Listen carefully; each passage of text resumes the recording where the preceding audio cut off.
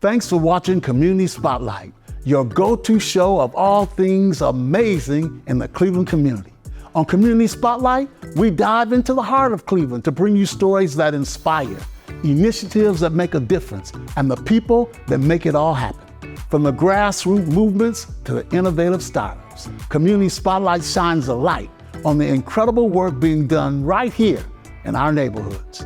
We'll explore the vibrant culture, the dedicated volunteers, and the visionary leaders who are transforming Cleveland into a beacon of hope and progress. Join us on Community Spotlight as we celebrate the spirit of Cleveland, one story at a time. And don't miss an episode. Subscribe to the TV20 YouTube channel and hit the bell icon to stay updated with all the latest and most fascinating community leaders.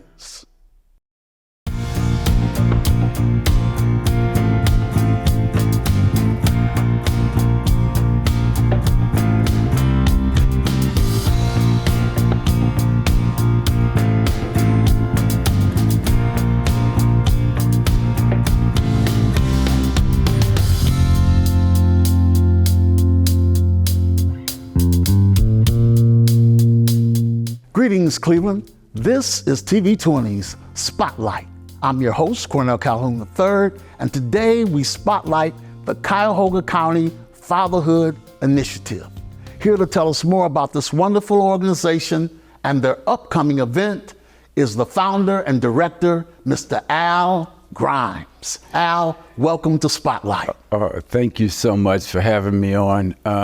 We appreciate the opportunity to talk about what we do in the community on a regular basis because we think it's essential. It's my pleasure. Yeah. So for people who may not know, what is the Fatherhood Initiative? Well, the Fatherhood Initiative is an organization who focuses on the importance of fathers staying involved in their children's lives, whether they're living in the same home with their children or not, and making sure that every child has two parents involved in raising them. Because we know that when fathers are involved, children are less likely to go to jail, less likely to do drugs, less likely to drop out of school, less likely to commit teen suicide. All the research shows that when fathers are involved, children live a more positive and productive life. So we have several goals. We continue to promote the importance of fathers being involved in their children's lives, and we tell dads, if you are involved, stay involved. If you're not involved, get involved. Second thing we try to do is make sure when fathers come to the county for services, they're treated in a father-friendly manner. They're treated the same way as a mom when a mom comes for services. The third thing we do, and which is critical, is we fund programs to help fathers assist their children both financially and emotionally. You know, you can be there all day financially buying the new Jordans and the new Adidas wear, but if you're not there when they need to talk about something that's going on in school or being bullied, then there's something missing. On the other hand, you can be best friends with the kids and playing Call of Duty, but they have to eat.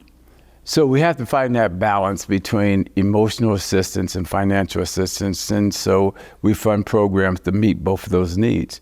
And then the final thing we do is we promote healthy father-child relationships, and we celebrate healthy fatherhood. And that leads us to the Fatherhood Conference that's coming up on June 14th. And this is our 18th annual Fatherhood Conference. It'll be at the Crown Plaza located at Playhouse Square Hotel. We'll have an opening plenary session, a resource fair, a town hall meeting, workshops, and an awards luncheon. So we think that it's key to spotlight that a lot of fathers out there are doing exactly what they need to do. They're grinding every day, they're making a difference in their children's lives, but a lot of times we don't see that story. You know, we hear about the negative stories and not a lot, but we don't hear the positive stories of fatherhood and what it means to their children on a regular basis. And then you mentioned something prior to us going on air about a documentary. Talk a little bit about that, because I think that's profound. Well, yeah, we're working on a project called Fathers Against Violence. And we're trying to get fathers more involved in reducing violence, by volunteering at schools or during chaotic times, talking to the children about conflict resolution, seeking safety. Don't run toward the fight, run away from the fight. And we're also highlighting what it means to dads when children are either injured or killed as a result of violence. Because a lot of times you'll hear the mother's point of view when a child, is lost or injured, but the father is suffering equally. But we don't hear his point of view. And so, we're documenting the experiences of fathers who've lost children to violence. Wow, that's powerful. Yeah. Now, let's go back a little bit. How did you get involved with the Fatherhood Initiative initially? Well, it's interesting. I worked in corporate America for a while, for BP America.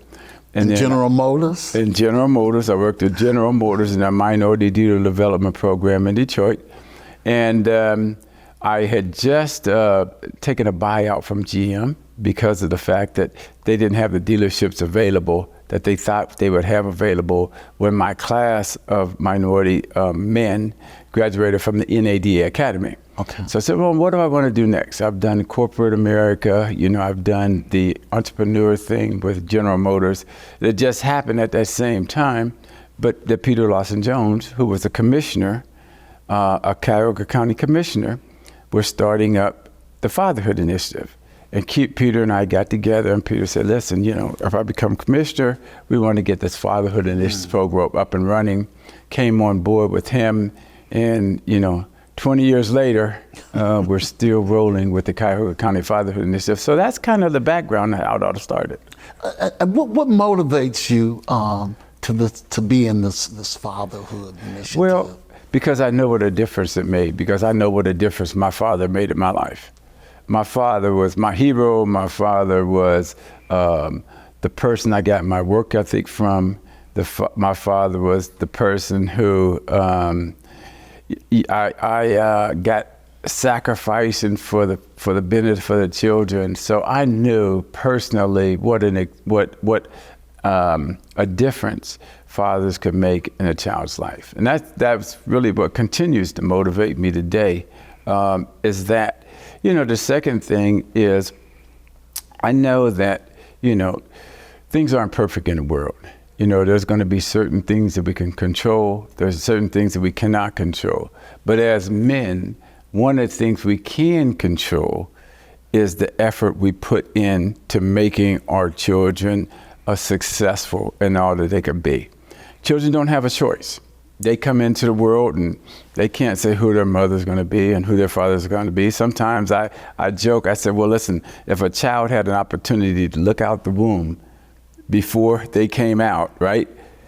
If they saw what their parents were going to be, would they say, I'm ready to jump out because I like these guys? Or would they say, I'm not so sure? So, the moral of the story is, are you being the type of parent that if a child had a choice before they came into the world, they would look out and say, yeah, that's who I want to take care of me for the next 18 years. So I know you have two daughters, I think. Yes. Ashley and Jennifer. Correct. How does your personal goals align with the Fatherhood Initiative? Oh, my goodness. My two daughters are the joy of my life. They mean so much to me, and they've always meant so much to me. I'm happy to say that my oldest daughter went to Spelman College, and she got her master's degree at Oglethorpe University. So she's got a master's degree. Great. My baby daughter, Ashley, went to Emory University in Atlanta, then went to the Peace Corps for 2 years, then came back and went to Case Western Reserve for a master's degree, and just 3 weeks ago, graduated from Ohio State Medical School. So she is now a doctor at the Cleveland Clinic. Oh, congratulations. And so, going through that journey with them has been spectacular. And I tell people all of the time, you don't do things for what you can get out of it, but if you are participating there on a regular basis and you see your children succeed, it's just a wonderful feeling that you have inside. And you can sleep well at night You know, I talk about, you know, there's a song called "If You Think You're Lonely Now, Wait Until Tonight." You've heard that before. Bobby Womack. Bobby Womack. You know, you don't want to get older, and when you try to sleep at night, you know, you start thinking about, you know, what did I contribute? What didn't I contribute? What mistakes did I make? You don't want to have to sit back and think, you know, I had a chance to do this for my kids. I had a chance to do that. I had a chance to be involved in their lives, and I blew it, you know. So that's some of the things, you know, the rewards that come back if you are involved. So, you know, I'm a walking example of what I talk about, you know. My life wasn't a bed of roses. My parents got divorced, but they still worked together for the benefit of the children. I've been divorced, but fortunately I've been, you know, I have some wonderful mothers of my children, 2 mothers. I don't want you to get it. It's not like 5. And we have continued to work cooperatively for the benefit of our kids. So I know it can be done, but it takes effort. It takes effort. You know, in the state of Ohio, if a child is more than unmarried parents, then the father has to take one additional step to establish his legal custody and visitation. You know, you go to juvenile court, you go through mediation, and they say, okay, you have the child this day, she has it this day, you guys share medical records, you share school records, and this is how you're gonna co-parent. You have to do that in Ohio if you're not married. And some guys say, well, I don't know if I really want to go down. Well, then I said, well, how deep is your love? You know what I mean? Because if you don't want to just take the time out just to go, you know, take this one step, you know, to assure that there's no drama, that you have equal rights, then you probably are going to be disappointed with all the other work there is in raising a child. It takes work, and like I said, I'm a living product that it does work. You know, my dad was All-American in football and baseball at Morris Brown College back in the 30s. Went to the Army, had to drop out of school after 3 years to go to the war. You know, ended up coming back, didn't get his degree, but he, you know, went to work, supported his family for 30-odd years in a factory, but he's got 4 boys. All 4 boys are college graduates. I graduated from Ohio Northern University. My next youngest brother graduated from Findlay College. My next younger brother graduated from Eastern Michigan University, and my baby brother graduated from Yale. Wow, that's the product. Impressive. That's the product of Marion Grimes Sr., my dad. So, you know, I learned from the best about, you know, what it means, what it takes, and it does. It carries over to the work I do. There's nothing better than, you know, we've been doing this 20 years now. There's nothing better than running into someone that you worked with 10 years ago and you say, Al, I called your office.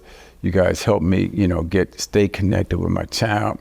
You know, 10 years later, remember, we're doing well. My child has graduated from high school, or graduated from college, and she's a phenomenal young man or young woman. Yep. I did some research, and I kept coming up with this term, father absence. Mm-hmm. Well, talk about that. Define that term. Well, you know, father absence means exactly what it sounds like. You know, fathers being absent in the lives of their children. You know, they're not there financially. You know, they're not there to support them emotionally. You don't have, and you know, I wouldn't even. I would say father absence or mother absence. The absence of one of the 2 parents is significant for a child. We know that when both parents are working together, living together, and doing doing the best for their children, they don't necessarily. Not living together is, you know, that's the ultimate goal. Because then, you know, everything's taking place in one house that benefits you financially, emotionally, et cetera, et cetera. But we know it's not a perfect world. So when 2 parents are working together, the children have a larger support group. And then it's just almost common sense. You know, we always talk about it takes a village to raise a child. So a family, you've got the maternal side of the family and the paternal side of the family, right? When just one side, just say the mother side of the family is the only family involved, you've really reduced the village in half. It just makes sense. Or if you just the paternal side is involved, that whole maternal side of the family is not there to support the child. Would you rather have 2 grandparents or 4? Right. 6 uncles or 12 uncles supporting your child, being a support group for your child. So it just makes sense. And as I said before, the research says that father absence has a significant impact on the child.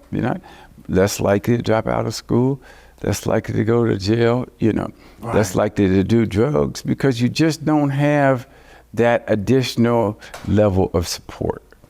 And like I said before, this is not an anti-mom program or something that says that moms cannot be a good parent, but this is a pro 2-parent family, which there is significantly more support for the children. There's a national fatherhood initiative. I think it's based out of Philadelphia, Pennsylvania.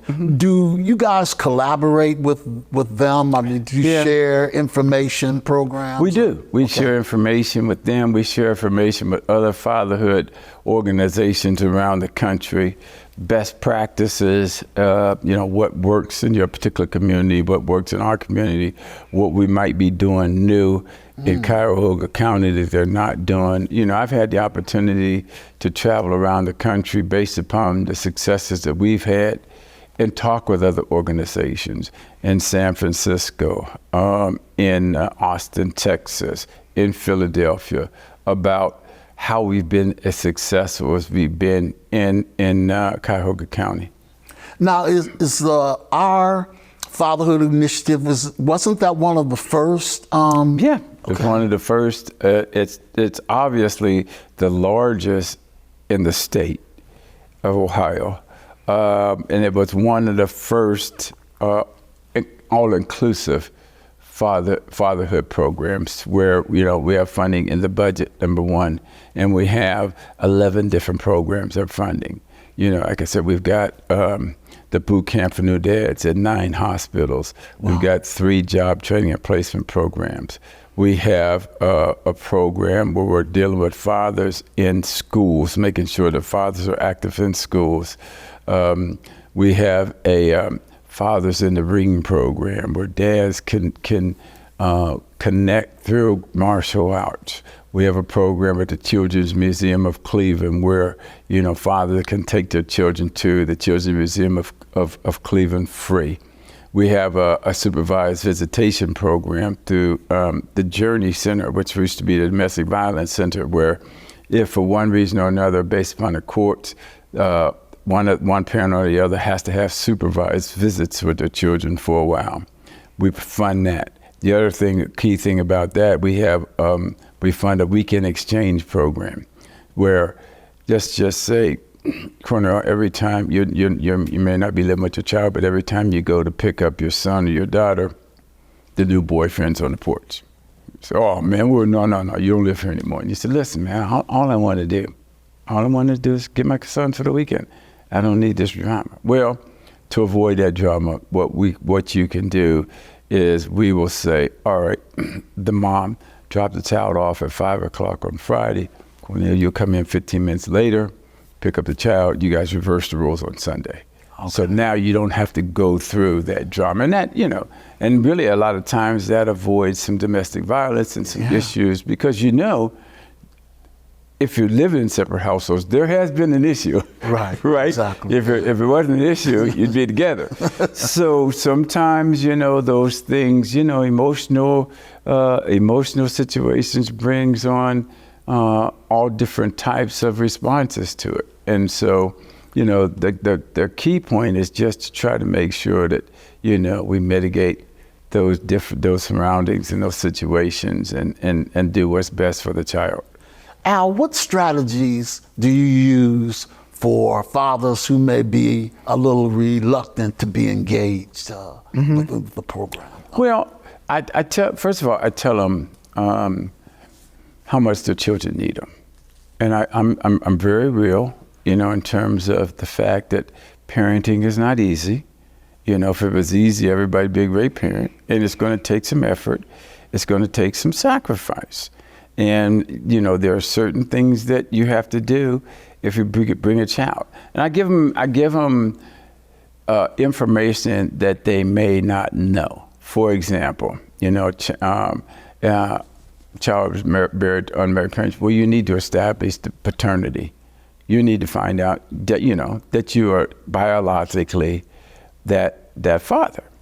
And that's not just to say that you're passing judgment on the woman, but for the purposes of self-assurance for the child. If you have to give blood some point in time, legally, if something happens to the mom, if she happens to be the custodial parent, there's no question that you are the biological father. So I emphasize that. The other thing I do is I emphasize that if you're not married, make sure that you're sure that you have your legal custody and visitation rights. So that gives you the power. A lot of times guys talk to me and say, well, the mother of my child won't let me see my child. Well, wait a minute. All right, did you establish paternity?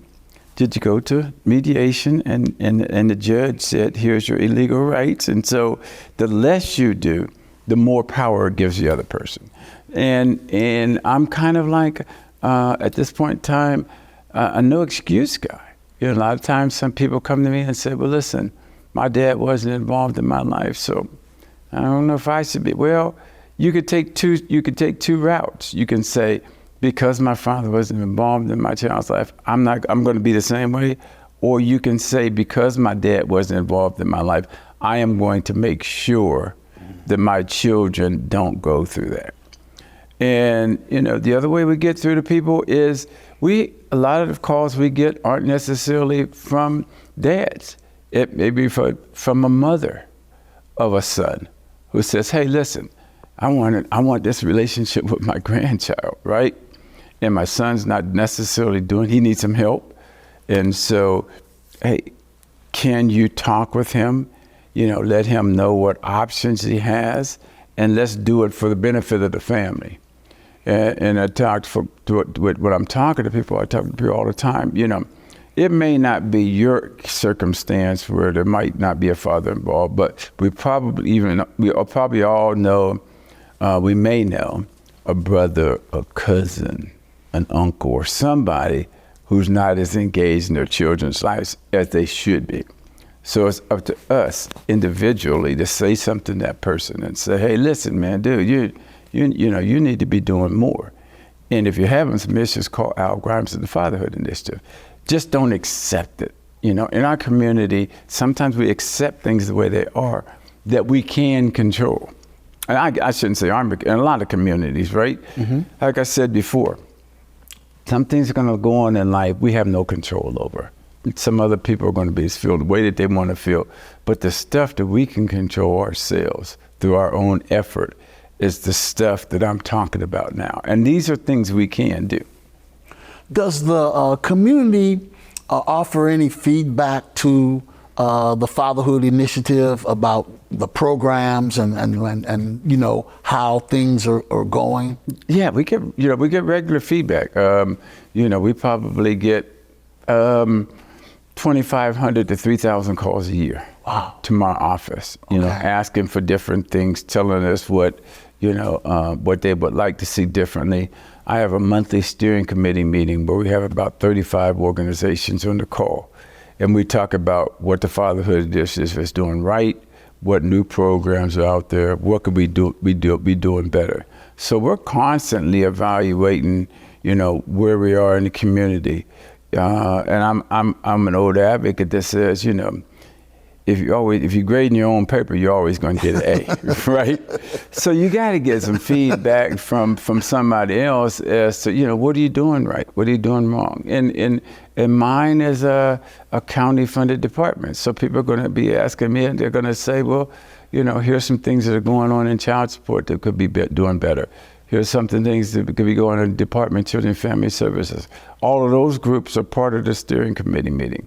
So not only am I just getting feedback about what my department is doing, but what other departments could, are doing and what they could be doing better, which I welcome. I mean, the Fatherhood Conference that we have coming up, we're going to have a town hall meeting, give and take for an hour, where, there'll be myself, there'll be a representative from juvenile court, representative from domestic court, somebody from job and family services, and from someone from child support, who will be on the panel. This will be moderated by Harry Boomer, Channel 43. So there's going to be an hour of give and take as to what some issues are going on in the community. Now, this is June the 14th? Friday, June 14th. And where does it take place? It's at the Crown Plaza at Playhouse Square. Okay. Right at the corner of 14th and Euclid.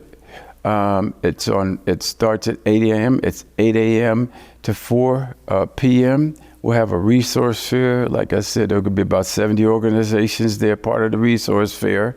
And you can register, That's what I was gonna ask. Yeah, here we go. I'm gonna We'll put it on the screen. Yeah, you can put it on the screen. And registration, you can call our office at 348-3967 or register at hhs.cuyahogacounty.gov/fatherhood. That's hhs.cuyahogacounty.gov/fatherhood. And the best thing about it, it's free. It's free. That's the best thing. It's free. What is the state of fatherhood, would you say, in our county? In our county, it's not just our county. I think it's nationwide that there has been a breakdown in the family structure. In Cuyahoga County, overall, and this is including all of the suburbs within Cuyahoga County, 44% of children, almost half, are growing up in single-parent households. So, you got children growing up in separate households, and almost, half of the children in Cuyahoga County. Some areas of Cleveland, that goes up to 65%. So, not having both parents, children are starting behind the 8 ball. So it is something that has to be addressed. I don't think there's any way that you can ignore, the family structure being fractured. And it is an uphill battle, but I think it's something that we have to continue to address. I know we're making a difference. We did an economic study of the Fatherhood Initiative some years ago, and for the first 5 years of the program, we had spent $5 million, but the return on investment was like $121 million. Just based on the fact that, let's say we got 1,000 guys that go through our boot camp for New Dads program. None of those guys have a shaken baby syndrome that happens. It costs $150,000 a year, right? For a baby that suffers from shaken baby syndrome. We're avoiding that by doing our programs. We had a prevention of premature father programs. If just 10% of our 1,500 teens a year, 10% remained in high school, didn't have a child, graduated and went on to college, that difference, that 10%, that 150 times the difference between a high school graduation and a college graduation at $20,000 a year, comes out to millions of dollars. So there is an economic impact to what we do as well. In addition to a feel good and all those other issues, there's an economic impact as well. What's your vision for the Fatherhood Initiative? Wow, my vision is for it to continue to grow, always, to get increased funding so we could add different programs. It's interesting, we just went through a request for proposals, and we only had, about $800,000 in contract that we could give out. The request was more like $2.5 million. Wow. So there was a request for a lot more money than we had available. Right. So we know that there's a lot more out there in the community that we could do. The other thing is, I just want people to think about the benefits of parenting together. it's interesting. And I know things happen from my personal experience, but I've been married a couple of times, which I've shared, and I tell dads all the time, there's one way you can see your child every day, regardless of how you one or the other might be upset, and one of you can't say, well, you can't see the children tomorrow morning, and they say, Al, how? I said, marry the mom. Simple. Same house, same rooftop, same children staying under the same roof. Real quick, makes sense, right? But sometimes, oh my gosh, well, wait a minute, come on, guys. Let's get serious about this parenthood thing. Let's get serious about what it means, emotionally, financially, for the benefit of the kids. Like I said, things aren't going to always work out. I'm an example of that. Although I made the best of my situation.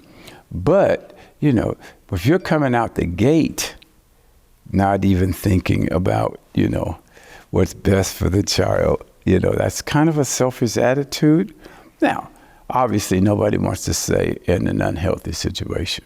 However, if we can do the best that we can do to make sure that we do what's best for the kids in the long run, sometimes that's better. I tell dads all the time, we always say what we want our children to be when they're born. First thing someone's going to say, well, I want my child to be a lawyer. I want my child to be a doctor. Well, when you make that statement, you have to recognize what sacrifices you might have to make for them to attain that goal.